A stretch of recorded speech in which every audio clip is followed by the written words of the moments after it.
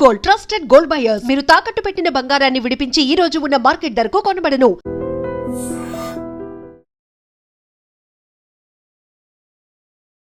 Hi hello నమస్తే, welcome to I Dream Media. నేను మీ శ్రావ్య. మనతో పాటు ఇప్పుడు ఉన్నారు certified financial planner Anil Kumar Bachchu గారు. నమస్తే సార్. నమస్తే అండి. ఎలా ఉన్నారు? వండర్ఫుల్ అండి.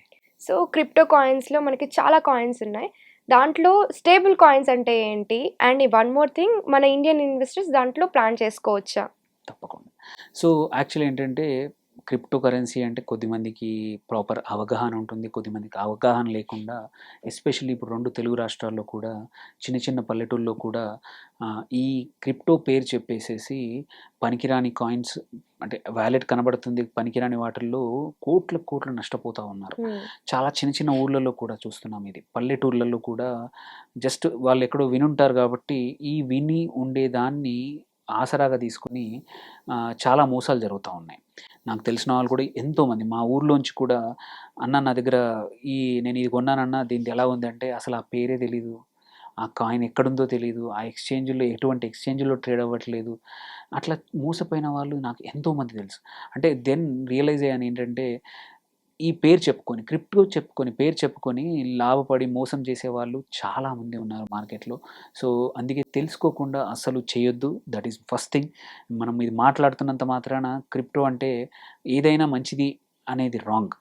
క్రిప్టోలో కూడా ఏంటంటే there are coins which are called stable coins అంటాం.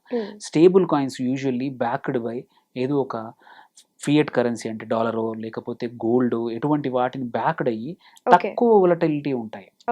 అండ్ చాలా మార్కెట్లలో చాలా ప్లాట్ఫామ్లో లిస్ట్ అయి ఉంటాయి. సో నీకు పెద్దగా వరి అవ్వాల్సిన అవసరం లేని కాయిన్స్నే స్టేబుల్ కాయిన్స్ అంటాము క్రిప్టో వరల్డ్లో. సో ఇవేంటంటే వైడ్ వెరైటీ ఆఫ్ యాక్సెప్టెన్స్ ఉంటుంది. ఎక్కడ పోయినా ఎటువంటి వెబ్సైట్లో కానీ ప్లాట్ఫామ్లో అయినా సరే కొనడం అమ్మడం చేయొచ్చు. నువ్వు వొలటిలిటీ అనేది ఉన్నా లిక్విడిటీ కూడా ఉంటుంది, ఎప్పుడంటే అప్పుడు ఎగ్జిట్ అయ్యే అవకాశాలు ఉన్న వాటిని యూజువల్లీ మనం స్టేబుల్ కాయిన్స్ అంటాం అన్నమాట.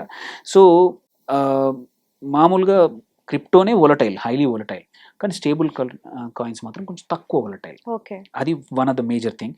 అండ్ యూజువల్లీ ఏంటంటే backed by real world assets or algorithms ఏవైనా ఉంటాయి అనుకో, వాటిని సప్లై అండ్ డిమాండ్ని కంట్రోల్ చేస్తాయి. ఇట్లాంటి పేరు లేని కాయిన్స్ ఏంటంటే ఎంతమంది డబ్బులు పెడతా ఉంటే వాడు రిలీజ్ చేస్తా పోతూ ఉంటాడు. There is no reason for it. అంటే ఎన్ని జనరేట్ అవుతున్నాయి అనే దానికి ఒక కారణం కానీ ఏమీ ఉండదు. అలా కాకుండా స్టేబుల్ కాయిన్స్కి అలా కాదు, ఒక ఆల్గరిథం ఉంటుంది, డిమాండ్ సప్లై, దాన్ని బట్టి it makes it difficult to mint a coin. So thereby supply and demand అనేది చెక్డ్ అనమాట. డబ్బులు ఇస్తామని చెప్పేసి కాయిన్స్ జనరేట్ చెయ్యరు. దానివల్ల ఏంటంటే ఉన్న కాయిన్స్ యొక్క వాల్యూ పెరుగుతుంది, దే ఆర్ కంట్రోల్డ్. సో అది స్టేబుల్ కాయిన్స్ యొక్క లక్షణాలు అనమాట. అండ్ ఇండియన్ ఇన్వెస్టర్స్ ప్లాన్ చేసుకోవచ్చు దాని మీద? ఎస్, తప్పకుండా. జనరల్గా ఏంటంటే ఇండియన్ ఇన్వెస్టర్స్లో కూడా ఇప్పటి వరకు అయితే it's not illegal to own any crypto currency. కాకపోతే ఏంటంటే it's not made easy also. అట్లని చెప్పి గవర్నమెంట్ కూడా ఎంకరేజ్ కూడా చేయట్లేదు. అందుకే వాటిపైన 33% ట్యాక్స్, ఇది ప్రాఫిట్స్ మీద స్ట్రైట్ అవే గవర్నమెంట్ వేసింది. సో అండ్ చాలా కండిషన్స్ కూడా పెట్టింది వ్యాలెట్స్కి కూడా.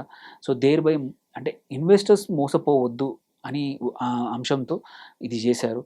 But at the same time మనం చూడాల్సిందంటే కొన్ని కంట్రీస్, ఇప్పుడు చైనా కానీ ఇల్లీగల్ చేసింది ఏది లాస్ట్ వీక్ క్రిప్టోస్ని. కొన్ని కంట్రీస్లో నెగిటివ్గా స్ప్రెడ్ అవుతుంది. అది మన వైపు వస్తే ఎలా అనేది, ఎందుకంటే క్రిప్టో ఇన్వెస్ట్మెంట్స్లో ఇండియా టాప్ 3లో ఉంది. యుఎస్ తర్వాత one of the big country invest చేసిన ఇన్వెస్టర్స్, ప్రజలు ఇన్వెస్ట్ చేశారంటే ఇండియా నుంచే. సో ఇంత పెద్ద ఇన్వెస్టర్స్ బేస్ ఉన్నప్పుడు గవర్నమెంట్ అంత తొందరగా బ్యాన్ లాంటిది చేయట్లేదు, బట్ ఫైన్ మాత్రం వేస్తుంది. ఒక బిల్లు డ్రాఫ్ట్లో ఉంది, పార్లమెంట్లో ఎప్పుడైనా రావచ్చు, ఈ సంవత్సరం కానీ వచ్చే సంవత్సరం. కాకపోతే బ్యాన్ చేసే అవకాశాలు అయితే లేవు. సో ఇప్పుడు ఎవరైతే ఇండియన్ ఇన్వెస్టర్స్ ఉన్నారో మీరు చేయొచ్చు, క్రిప్టో కావాలంటే ఇన్వెస్ట్, తప్పు లేదు. కాకపోతే అయినంతవరకు స్టేబుల్ కాయిన్స్లో చేయండి. స్టేబుల్ కాయిన్స్ అంటే ఎగ్జాంపుల్స్ చెప్తాను. టెదర్, యూఎస్డిటీ అంటాం. సో ఇది largest and most liquid coin అనమాట. సో ఇది యూఎస్ డాలర్కి పెగ్ అయి ఉంది, అంటే యూఎస్ డాలర్ 1:1 ఉంది కాబట్టి యూ కెన్ ధైర్యంగా చేయొచ్చు అనమాట యూఎస్డిటీ. మళ్ళీ యూఎస్డి కాయిన్ అంటారు, యూఎస్డిసి, అది కూడా స్ట్రాంగ్.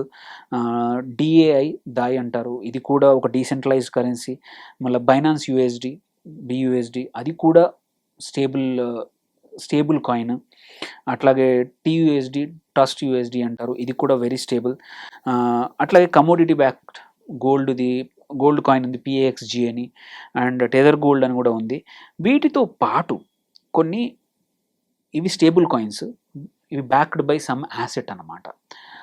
వీటితో పాటు కొన్ని మేజర్గా ట్రేడ్ అయ్యే కరెన్సీలు క్రిప్టో, లైక్ బిట్ కాయినే కానివ్వండి, ఇథీరియం కానివ్వండి, ఏవైతే టాప్ 4-5 ఉన్నాయి కదా, though they are not stable, they are not ఏమంటారు backed by any asset, but still వాటి అవైలబిలిటీ కానీ వాటి యొక్క మార్కెట్ క్యాప్ చూసుకున్న పెద్దది కాబట్టి వొలటిలిటీ ఉన్నంతలో అంటే గుడ్డిలో మెల్లమిన్న అన్నట్టు అవి కొంచెం బెటర్ అనమాట. సో అందుకే పేరు లేని కాయిన్స్కి ప్లీజ్ వెళ్ళకూడదు. మనం కష్టపడి సంపాదిస్తాం డబ్బులు, పిల్లల్ని అన్ని పక్కన పెట్టేసేసి అందరి ఫ్యామిలీకి దూరంగా ఉండి పొద్దున్నుంచి సాయంత్రం వరకు కష్టపడి సంపాదించిన డబ్బులు తీసుకెళ్ళి ఆశతో ఎవరో ఒకరు మోసం దురాశ చూపించి మన్ని పేరు లేని కాయిన్స్లో ఇన్వెస్ట్ చేయడం, ఆల్ట్ కాయిన్స్ అంటారు. ఆల్ట్ కాయిన్స్ కూడా మోస్ట్ ఆఫ్ దెమ్ కొన్ని రోజులు బాగా ఉంటుంది, ఆ తర్వాత పోతాయి. సో జస్ట్ జాగ్రత్తగా ఉండడం అనేది చాలా అవసరం. ఇట్లాంటి స్టేబుల్ కాయిన్స్లో పెడితే ఏంటంటే మీ డబ్బులు కొంచెం తక్కువ పెరగచ్చు, బట్ డబ్బులు పోవు. సో అది ఇన్వెస్టర్స్ చేయాల్సింది. Just because digital currency are ఇట్లాంటి క్రిప్టో కరెన్సీ ఉంది కదా అని అన్ని లాభం పొందుతాయి అనుకోవడం మాత్రం తప్పు. ఎవరు చెప్తే వాళ్ళని నమ్మొద్దు. ఎక్కడ మ్యాక్సిమం ఎక్స్చేంజ్లో ట్రేడ్ అవుతేనే అండ్ పేరున్న కరెన్సీ అయితేనే ఎంటర్ అవ్వండి, అంతే తప్ప అన్నిట్లలో పెట్టద్దు డబ్బులు. సో క్రిప్టో కరెన్సీ కొంచెం రిస్క్ ఫ్యాక్టర్ అని అనుకోవచ్చు. ఇంకొకటి ట్యాక్స్ కూడా 33% ఉంటుంది కాబట్టి ఆలోచించి ఇన్వెస్ట్ చేయండి. అందులోనూ పేరు లేని వాటి మీద ఇన్వెస్ట్ చేయొద్దు అంటారు. Okay sir, thank you so much. Thank you అండి.